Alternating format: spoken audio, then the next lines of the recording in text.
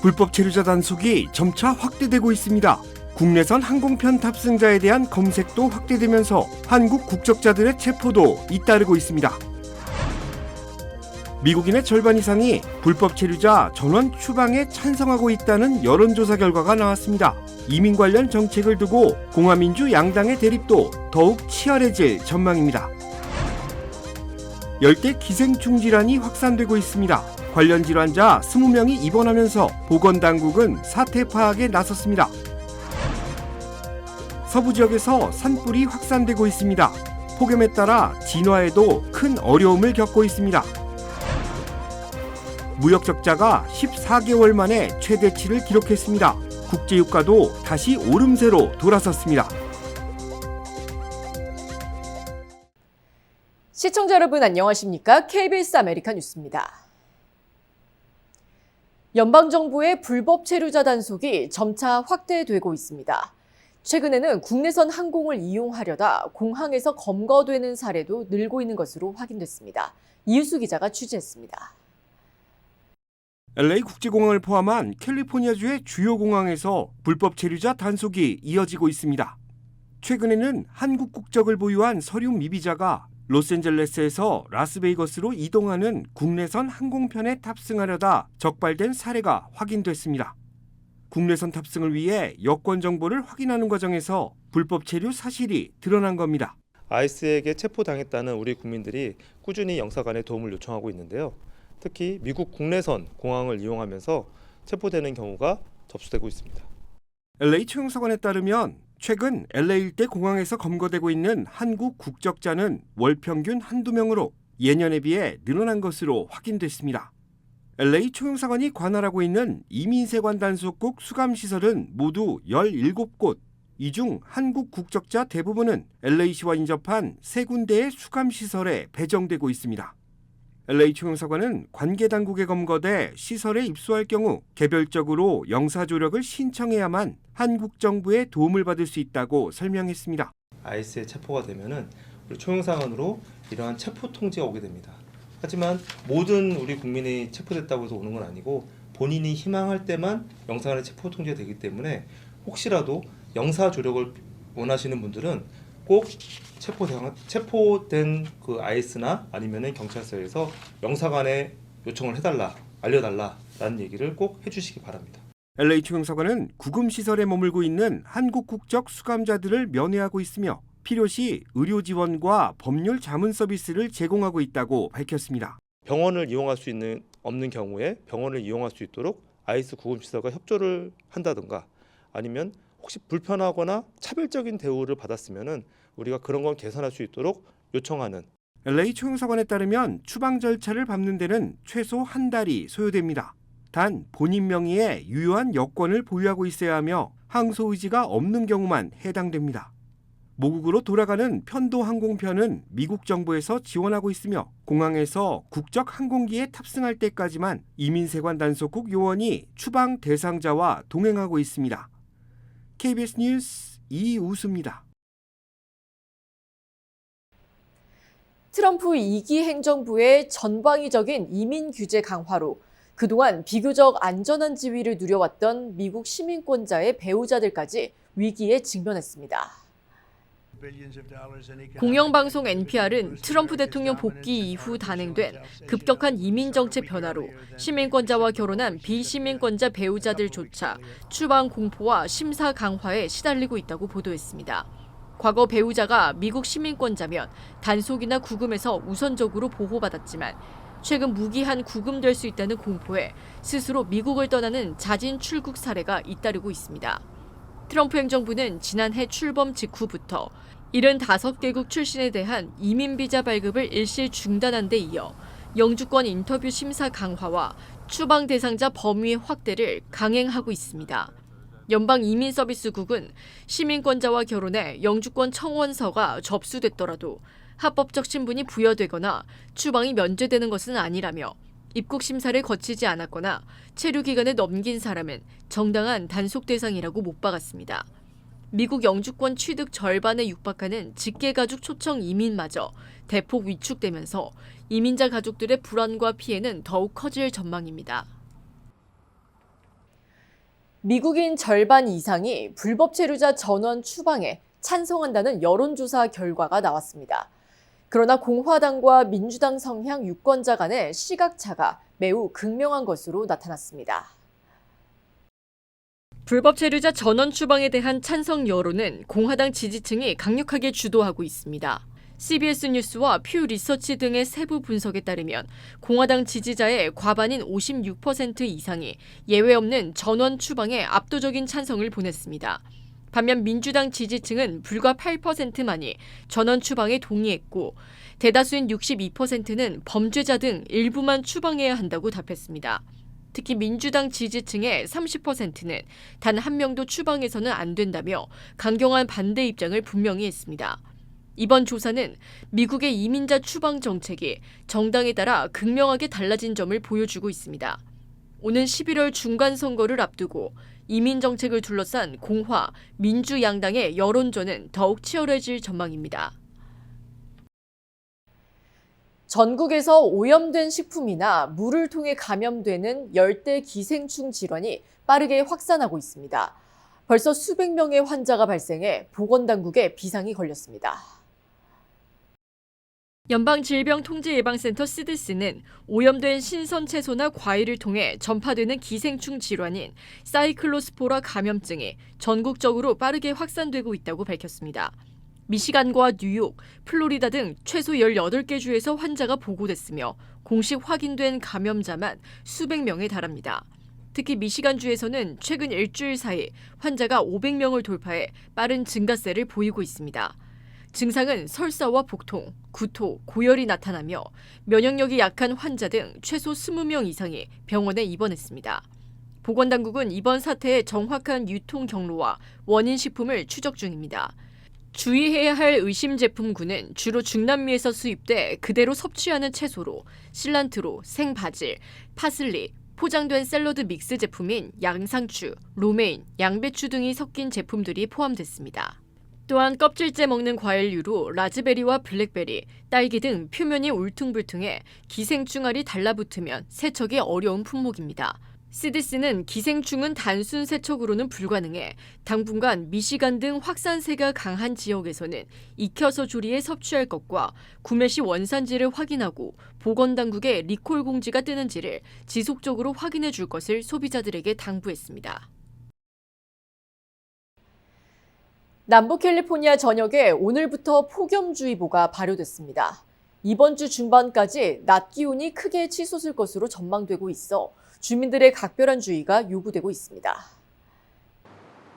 국립기상청은 오늘 오전 10시를 기해 LA 카운티와 오렌지 카운티, 인랜드 엠파이어 등 남부 캘리포니아 대부분 지역에 폭염주의보를 발령했습니다. 이번 주의보는 오는 10일 저녁 8시까지 이어집니다. 특히 사막 지역에는 오늘 오전부터 폭염경보가 내려져 일부 지역의 낮 최고 기온은 화씨 115도까지 치솟았습니다. 기상청은 이번 폭염이 내일과 모레 사이 정점에 달할 것으로 분석했습니다. 지역별로는 내일 LA와 오렌지 카운티는 최고 기온이 80도 후반까지 오르고 밸리와 인랜드 지역은 100도를 훌쩍 넘길 전망입니다. 해안 지역은 9일 77도까지 오르고 팜스프링스는 최고 111도까지 치솟아 숨막히는 더위가 예상됩니다. 기상청은 이번 폭염이 오는 11일 기해 다소 꺾이겠지만 주말에는 습한 공기가 유입되면서 일부 지역에 소나기가 내릴 가능성이 있다고 밝혔습니다. 당국은 폭염 기간 야외 활동을 자제하고 수분을 충분히 섭취할 것을 당부했습니다. 기록적인 폭염으로 서부 지역에서 대형 산불이 잇따라 발생해 비상이 걸렸습니다. 당국은 산불 준비 태세를 최고 단계로 격상했습니다. 거대한 연기 기둥이 하늘을 뒤덮고 사나운 불길이 숲을 집어삼킬 듯 타오릅니다. 유타주 피시레이크 국립산림 일대에서 발생한 대형 산불이 폭염과 강풍을 타고 빠르게 확산되고 있습니다. 건조한 기후 탓에 불길이 빠르게 번져 인근 주민들에게는 긴급 대피령이 내려졌습니다. 캘리포니아와 애리조나 등 미서부 지역도 산불 위험권에 들어섰습니다. 소방당국은 진화에 총력을 기울이고 있지만 화씨 100도를 넘나드는 폭염 탓에 진화에 어려움을 겪고 있습니다. 상황이 악화하자 당국은 전 국가적 산불 준비 태세 경보를 최고 수준인 4단계로 전격 격상했습니다. 이번 주 목요일까지 서부 지역의 고온 건조한 날씨와 강한 바람이 지속될 것으로 예보돼 추가 산불 발생에 대한 우려와 긴장감이 최고조에 달하고 있습니다. 미국의 지난 5월 무역 적자가 14개월 만에 최대치를 기록했습니다. 뉴욕 증시는 반도체 성장 지속성에 대한 우려 속에 주요 지수가 모두 하락했고 호르무즈 해협 선박 피격 소식에 국제 유가는 다시 급등했습니다. 김경수 기자가 보도합니다. 미국 상무부는 지난 5월 미국의 상품 서비스 무역 수지 적자가 776억 달러라고 밝혔습니다. 전달보다 42% 넘게 증가했습니다. 시장 전망치보다는 낮은 수준이지만 2025년 3월 이후 가장 큰 적자폭입니다. 베트남에 대한 적자가 206억 달러로 가장 컸고 중국도 145억 달러, 한국과의 교역에서는 44억 달러 적자를 냈습니다.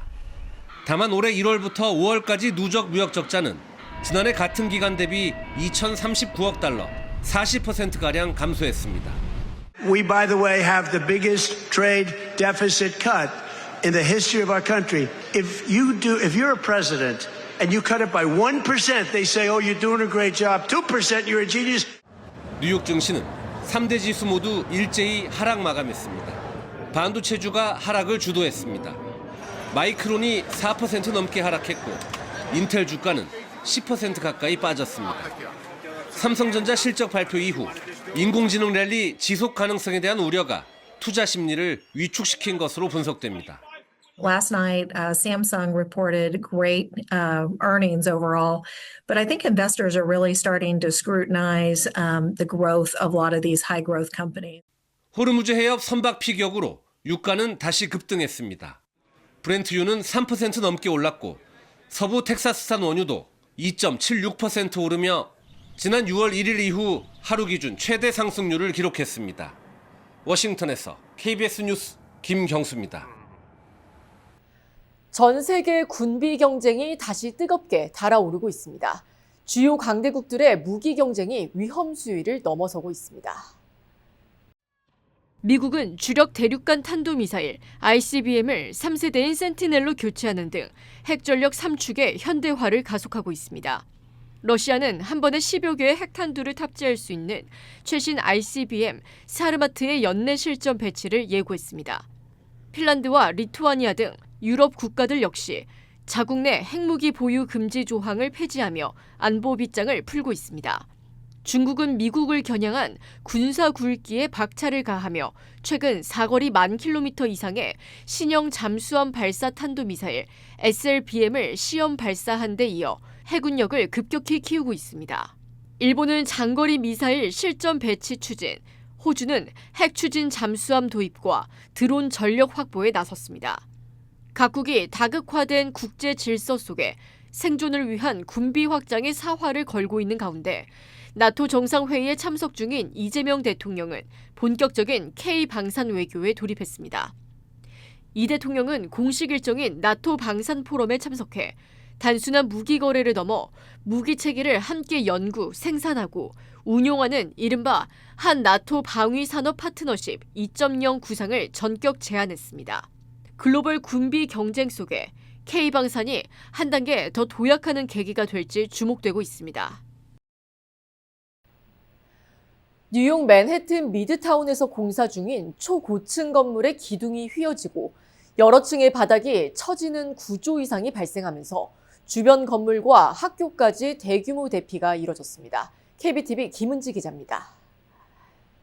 오늘 오전 8시경 맨해튼 미드타운 235 이스트 42스트리트에 리모델링 공사 중인 초고층 건물에서 벽돌이 떨어졌다는 신고가 접수돼 뉴욕시 소방국과 응급구조대, 건축국이 긴급 출동했습니다. 현장 조사 결과 건물 내부에서는 21층 구조기둥 2개가 심하게 휘어졌고 21층부터 26층까지 여러 층의 바닥이 처지는 구조적 변형이 확인됐습니다. 해당 건물은 과거 제약회사 화이자의 본사 중 하나였으며 현재 사무용 빌딩을 약 1,500에서 1,600가구 규모의 고급 임대 아파트로 전환하는 대규모 주거 개발 공사가 진행 중입니다. 현재까지 근로자와 시민 등 인명피해는 보고되지 않았으며 당시 건물 내부에서 작업 중이던 근로자들의 안전도 확인됐습니다. 뉴욕시는 만일의 사태에 대비해 사고 건물과 인근 건물 9곳에 대피 명령을 내렸고 약 400명의 학생이 있던 학교도 대피시켰습니다. 시중에서 판매되는 유명 샴푸에서 세균이 검출돼 자발적 리콜이 진행 중입니다. 리콜 대상은 오리베세린 스킬프 덴시파인 샴푸로 지난 2월 21일부터 26일 사이 제조된 8.5온스와 33.8온스 제품입니다. 제품 바닥에 검은색으로 인쇄된 로트 번호가 YR로 시작하면 즉시 사용을 중단해야 합니다. 면역력이 약한 사람에게 감염을 유발할 수 있어 식품의약국 FDA는 건강 상태와 관계없이 사용 중단을 권고했습니다.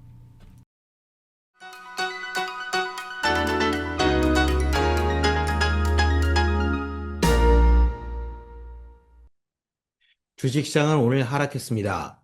3주 만에 가장 큰 낙폭을 기록하며 위기감을 조성했는데요.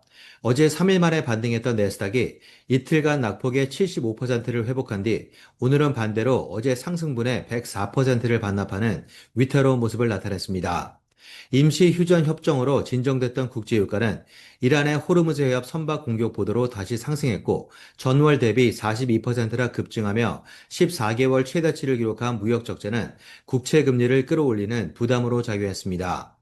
여기에 역대급 실적에도 불구하고 급락한 삼성전자는 반도체, 메모리 관련주들에 집중된 패닉 셀링을 유발했는데요. 또한 어제 초반의 강세를 약세로 뒤집었던 스페이스X는 오늘부터 내스닥 100 지수에 정식 편입되고도 오히려 추가 하락하며 6일 만에 다시 150달러 선을 뚫고 내려갔습니다. 반면 어제 6종목이 일제히 상승했던 매그니피선트 세븐은 오늘 약세장에서도 5종목이나 상승하며 투자 심리를 진정시키는 데 일조했습니다. 그럼에도 중반에 활발해진 저가 매수로 낙폭을 65% 이상 줄였던 장은 반등세를 끝까지 지켜내지 못하고 막판에 다시 낙폭을 키우며 오늘 약세가 하루짜리 반짝 하락으로 끝나지 않을 수 있다는 불안감을 키웠습니다. 지금까지 김재한이었습니다.